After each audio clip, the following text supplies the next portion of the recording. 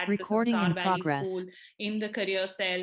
And Khushboo comes with an experience of 10 plus years where she has counseled more than 3,000 students. She has impacted their lives, made sure that they have reached their right career paths and career goals. And I don't think that, I can keep talking about her accolades as a counselor, but I think, you all are much more interested to hear from her that as a seasoned educator, what is it that she felt when she read the budget, especially the budget highlights pertaining to the education sector today. So with that, I would like to welcome Khushboo. Khushboo, thank you so much for joining us today. It's really a pleasure to have you on VUTV by Vijaybhoomi. Thank you so much, Kritika. And I really want to thank Vijaybhoomi University for giving me this opportunity to just share what are my sentiments after reading the union budget, and especially the education budget inside it. Super. So I think without further ado, let's get started. As all my attendees know, we have been seeing this for close to 2 years now because we are as old as the pandemic. We all know the format of this conversation. You can feel free to send us your questions on our social media platform as well as on this platform. And I'm going to make sure I'm going to pick those up and make it a part of my conversation with Ms. Bedi today. So Khushboo, let's just get right into it. What were your initial thoughts on the budgetary allocation towards education in this year's union budget? Do you think that the government has done justice? What were your feelings? Yeah. So let me start this with a disclaimer that I'm still understanding this. And, it's like understanding in process, trying to decode. I know a lot of things will really materialize and I'll be able to witness it. And then I'll be able to say that, yeah, these policies and schemes have actually seen the light of the day. But the first feeling that I got after reading the budget was that 1 lakh crore allocation has been made for education sector for the first time. So we have cut that bar, and there is 11% raise this year. So if looking at that hike, I was like, yay, like education sector has got some phenomenal budget this year. However, the other side of the coin is that 40% of Indian population is under 19 years of age, right? And NEP says that 6% of the GDP ideally should have been allocated to education sector. However, we are standing just at 3% GDP, which, let me tell you, Kritika, it is even less than a lot of third world countries, including Africa. So that was something that was very glaring to me, that maybe it's better than before, but still there are gaps that we need to bridge. Now, the second thing that was very clear to me was, so 15 lakh schools remained closed for the last 2.5 years. And 24.7 crore children could not attend school, right? So this is really glaring, and I will still not say that the pandemic is over, and we also don't know what surprises await us. So in this scenario, our finance minister definitely had to think something to do with digitalization of education. And the two things that really stand out is 1+1 TV channel and digital university, digital teachers, digital tools, digital infrastructure. So all this digitalization of education definitely stands out for me. Thank you so much, Khushboo. I think you very effectively set out the context for this particular conversation this evening. Definitely, I think a lot of us would agree with the sentiment that you shared with us today, which is that while we have seen an increase in the budgetary allocation towards the education sector, we have still not reached the benchmarks, I would say, that we had set for ourselves in terms of how much of the GDP we'd be spending towards education. So definitely it's been a bit of a letdown for a lot of us this year on that count. But like you said, there's some very interesting initiatives also that the government has propagated through this particular budget. And we're going to be dealing with that and discussing that in our next set of questions. So like one of the, I think, in a very important initiatives that you spoke about is the fact that due to the pandemic, we have realized that, a lot of education, actually all education is happening digitally. So while we see that, in the urban areas, it has been slightly easier, we see that, there's been this huge gap between the rural and urban areas when it comes to access to education. And I think that's largely been the thought process behind introducing the one class, one TV channel. So, what are your thoughts about this when you read about this more in detail? Do you think this is an effective measure to bridge the learning gap, considering that India is a huge and vast country, so many diverse areas, so many remote areas? Do you think this is our solution to the problems that the pandemic has posed for access to education? Yeah. So Kritika, when I deep dived into this, there's something called e-Vidya, right? They've tagged it as e-Vidya, which is one class, one TV channel. Here, what they're trying to say is that so right now we just have 12 educational TV channels. They want to increase the bandwidth and make it to 200 TV channels for classes 1st to the 12th. And the idea is to support supplementary education in regional languages. Like you were saying, that there are a lot of marginalized communities and a lot of rural areas where there is a huge divide. So this is what they're aiming at. And they're also talking about radio podcasts and so much more. Though it is a novel idea, however, there are some concerns that I have with this e-Vidya model.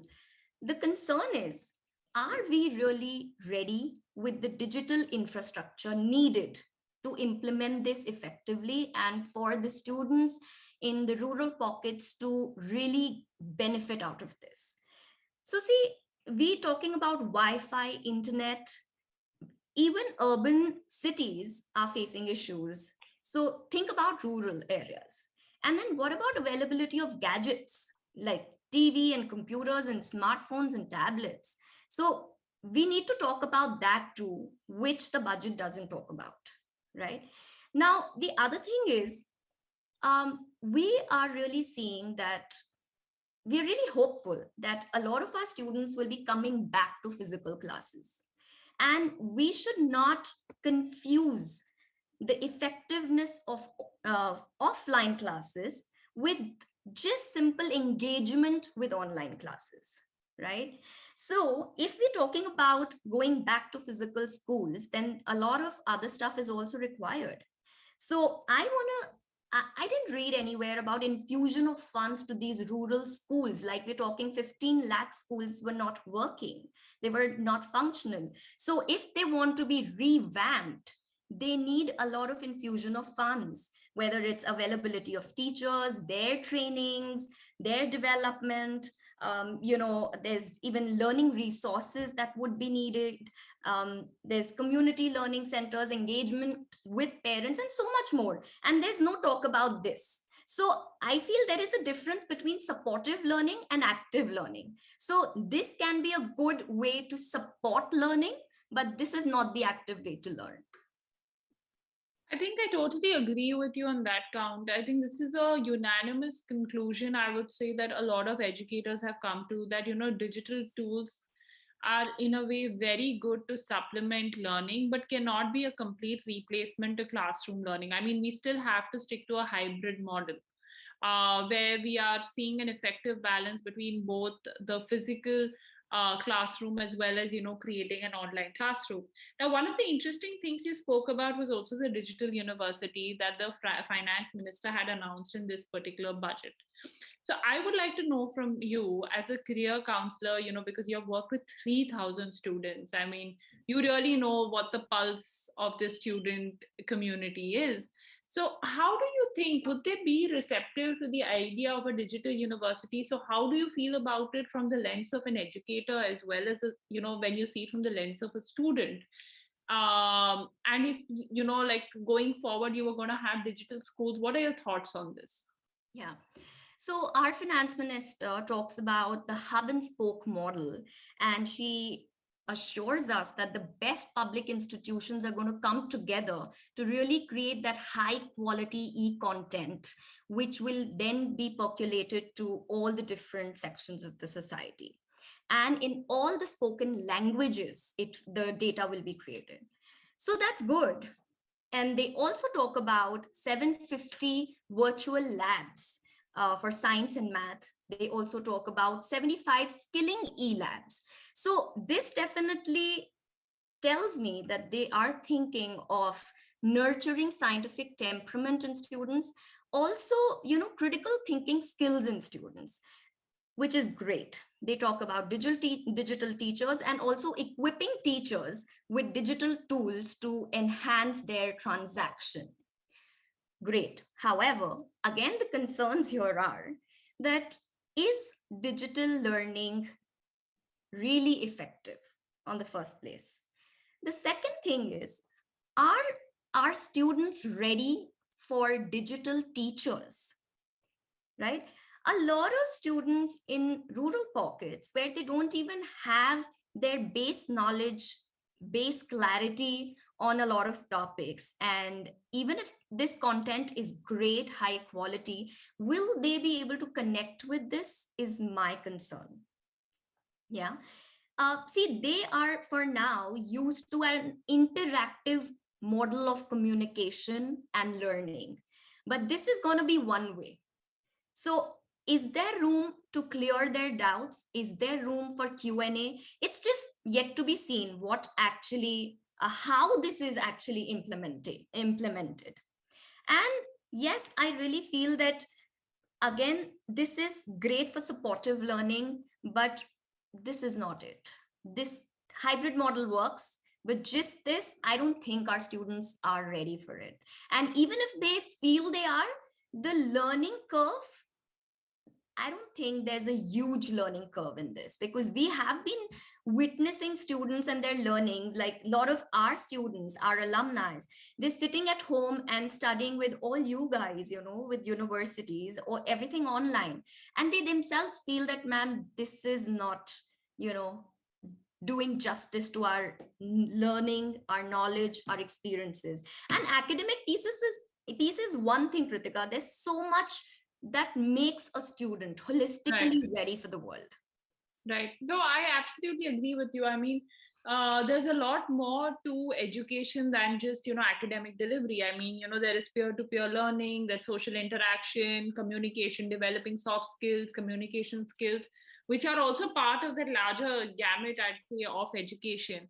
But, there's another thing that I'd like to sort of talk about here, which is the fact that, we have all these fancy sounding things like virtual science labs and virtual skill labs. Well, it shows and indicates that the intent is in the right place.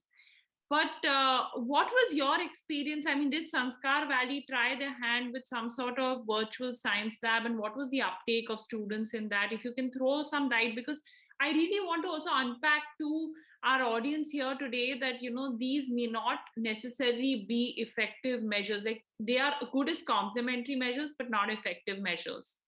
I think we have lost our speaker. We'll just wait for her to join back. So in this question to my audience who's with me already, what we're trying to get at is that while a lot of these measures such as a virtual science lab and a virtual skill lab sounds extremely promising and really shows us that at least the government is thinking about how to integrate technology in making effective academic delivery, what we are also trying to understand from the people on the field is that how effective are these things in actually augmenting the learning of students. So if you have a virtual science lab, how is that actually augmenting the conceptual clarity of students? Khushboo is back with us again. So Khushboo, the question that I was getting at, are you able to hear me? Am I audible? Yes, absolutely. Great. So the question that I was getting at is that, while these science labs and skill labs sound very promising and show that the government has the intent to augment education, no worries. But largely, I mean, what I'd like to also know from you is that in your experience of the last 2 years, do you really think that a virtual science lab or a virtual skill lab is actually an effective mode of academic delivery to students, and whether actually students have a great learning uptake from the same? So Kritika, like I have been mentioning all through that,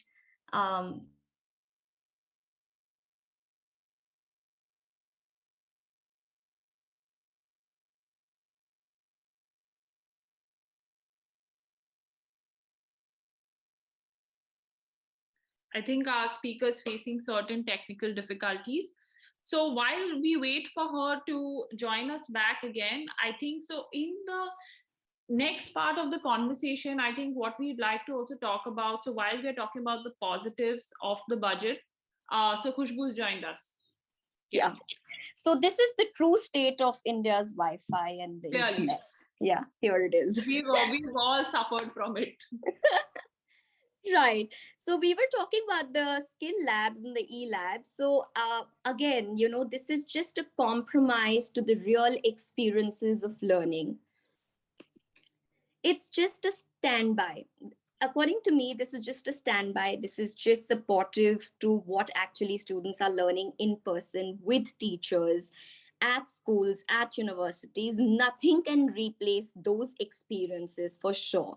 I think where this is coming from is just that we're all scared that what if another pandemic hits? What if some other exigency comes and the education system just comes at a halt? So we don't want to, we can just lessen the effect of such a situation by having all these infrastructures ready with us.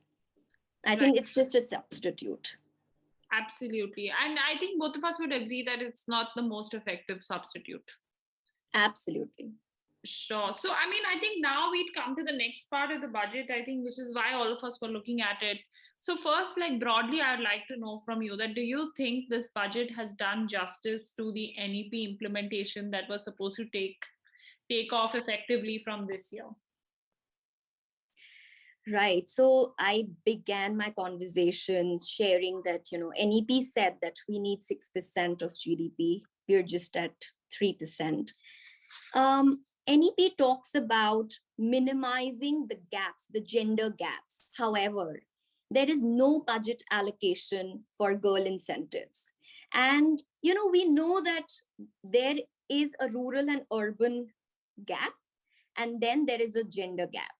And the rural girls are hit by both the gaps, and they are worse hit, Absolutely. So the marginalized communities, the rural side, girls' education will be really impacted because Kritika, 3 years back, they had put across 110 crore for this. Last year, the allocation was 1 crore, and this year it is absolutely nil, right? Which really doesn't, I don't think we are really supporting what NEP is suggesting us. The second thing I want to talk about is the education loans. Now, education loans, there has not been any change, any subsidy in the interest of education loans. And when I was thinking about it, 2 things came to my mind. First is students who took an education loan and then the pandemic hit. Their education, knowledge, skills, everything compromised. Market is hit, no jobs with them, right? And now, I don't know how are they going to pay their EMIs. Right. The second situation is parents who are already hit by this 2 year of pandemic, and they need education loans to support their students. And they don't have the capability, the capacity to pay these EMIs. So they were so dependent on this budget where they were looking for some support. And when I was trying to understand what kind of percentage are we looking at education loans in India, it is 6.5% minimum. And it goes up to like really high with so many other banks. And this is very high compared to many other countries. So we are really not trying to support our Gen Z and millennials, I feel. I think that's a very, very, I'd say accurate observation. And also, I mean, we all know that there have been so many lives that have been lost in the pandemic. We've all heard of cases where a lot of children have been orphaned due to the pandemic. They've either lost a parent or they've lost both parents.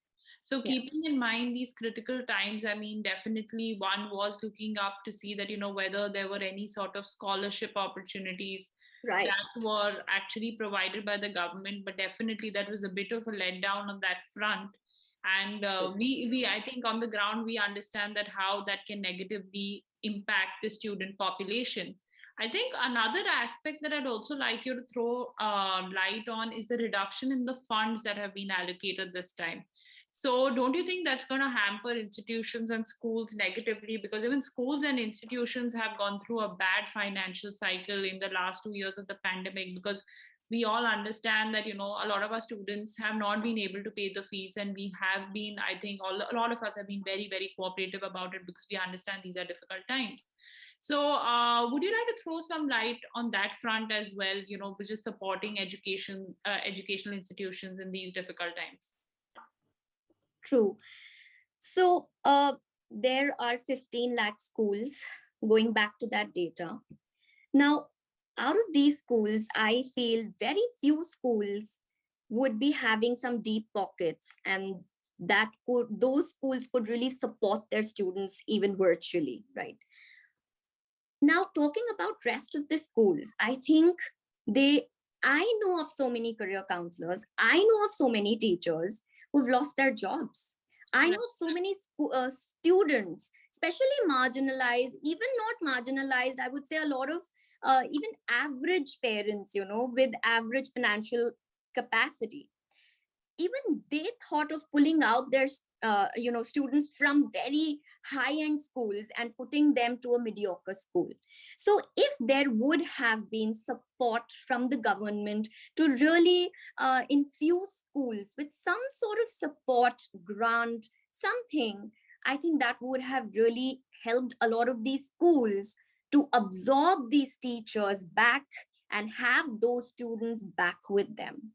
And, one more thing I really feel like you were mentioning about scholarships also, a lot of students who were really banking upon these scholarships and grants, they are really badly hit, because scholarships and grants were really to arrest the dropout at classes 8, like pre-matric, post-matric, and young scholars, central scholars, young achievers, so many things.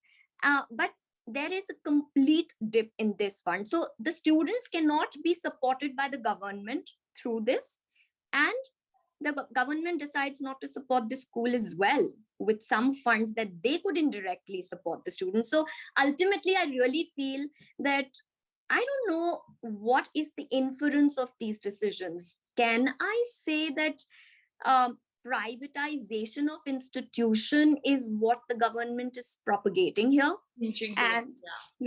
And then this is antithesis of talking about inclusion. We're just going against inclusion. Correct. I think that's a very in-depth perspective on this, and a very interesting perspective on this, that how it kind of reflects the changing mindset of the government towards education. Now, since we're talking about the new education policy, I think it's important to also talk about these three, I'd say, bulwarks of the new education policy, which were very revolutionary, especially when you think about it in the school education setting. One was teacher training, this huge emphasis on, faculty training and teacher training, which I think all of us agree is the need of the hour. With changing times, we have to constantly upskill our teams as well. The second is, introducing a culture of research. Now, while, we do have some sort of a semblance of a culture of research in the higher education space, I think the school education space is somewhere, we still need that little bit of push to, bring research into the school ecosystem. And the third is, continued education for adults. So all of these three saw a reduction in funding in this particular union budget. So what were your thoughts on that? And considering that, these are slightly more, I'd say, already things that were not looked into earlier, were already ignored. Now, to even to reduce their budgetary allocation, do you think that was a wise move? And how are we faring on these three counts as we speak today? I completely agree. And it's really a good question, because yes, you're right. 250 crores was last year allocated, and this year it's 127 crores, which is a major drop of 123 crores, which is really huge. And NEP talked about the national curriculum framework for teacher training, which talked about pre-service, in-service, academic service, vocational, special education, digital learning, and all of this has been so compromised with this, budget allocation. I also feel, Kritika, logically, also, if you think about it, quality of our teacher transaction will be will get better only if we invest on their training and development. If that's not happening, ultimately the students are definitely going to be the sufferers. Also, what I feel is, there are a lot of emotional and social gaps in students, and we as a school, our director is really talking about infusing funds to train each teacher to be able to witness these kind of changes, and any pattern of reaction in students. And I mean, we are thinking of so much, and this is possible only if we decide to train our teachers to really fill up those gaps which have come in our students in the past 2.5 years. And if there is a budgetary cut there, then definitely it's going to impact the entire education system. And this is really going to keep our students at the back burners. I don't think that I could agree with you more on that, Khushboo. And before we close this conversation, I think, one of the realizations that especially I have, and I don't know if you share the same thought, is the fact that how can we as a community of educators come together to, play a more important role, especially in, things like the budget formulation, like have some sort of representation, especially to the government, because I feel that a lot of us who are on the ground know of what the ground realities are, which sometimes may be hidden from policymakers because they are more involved at the policy level. So what are your thoughts on this, that how can we come together as a community? Do you think we need to do that, come together as a community to look into these aspects more deeply, so that we ensure that when allocations are made for us in such important documents, they are made in the right aspects, and sufficient amounts are contributed to each of the aspects that need attention immediately? What are your thoughts on that? Yeah, so I definitely feel that budget allocations, I think, will never be able to satisfy everyone every year. There will forever be gaps and forever be personal takes, and as an institution, a different take on different policies. So that's really debatable. But yes, there should be a proper representation from our fraternity. That is something that would really bring the real ground voices in the parliament for them to really think about. That's one. The second thing is, I think we can never be dependent on the government for everything. We as citizens, we as educators, we as the urbanized people, we as the knowledge base for this country, I think we all need to unite, come together, and also think of ways how we as an individual can impact some lives, few lives, many lives, whatever the impact be. But I think there's a lot that we can do. And I really know that a lot of universities are doing so many sessions for schools right now, including yours. And, some years back, we had to literally pay to some speakers, invite them, and actually share that knowledge and skill with our students. But now we as fraternity are really supporting each other in that knowledge, in their sharing of information, and helping students bridge the transition, the skill gaps, everything. So like that, I'm sure we all should also rack our minds and think of different ways of coming together and supporting each other. Absolutely. I think you've really hit the nail on its head, right? I mean, so while definitely there has to be some mobilization of representation when it comes to, making sure that our concerns are heard adequately at every level. I also think that this is a time that, as a community, we need to come together, work together, move more towards collaborative working, where we are like thinking of innovative solutions of how we can serve and our students better, how we can improve their learning outcomes year on year.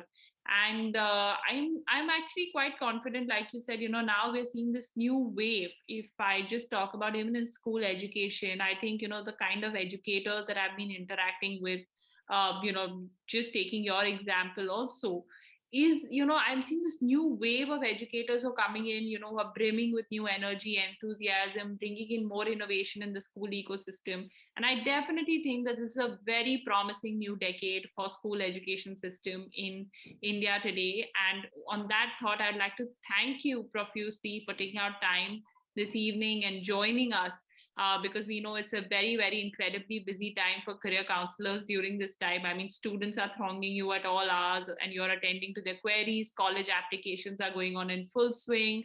So definitely a big thank you to you, a big thank you to the school for facilitating this. We're truly grateful, and it was really an honor and privilege to have you on our platform this evening. Thank you so much, Kritika. I really enjoyed the conversation and learned so much while sharing and listening to you. And I hope the viewers could also go back with little pieces of snippets and also discuss this, and let's all of us come together really for a bigger purpose.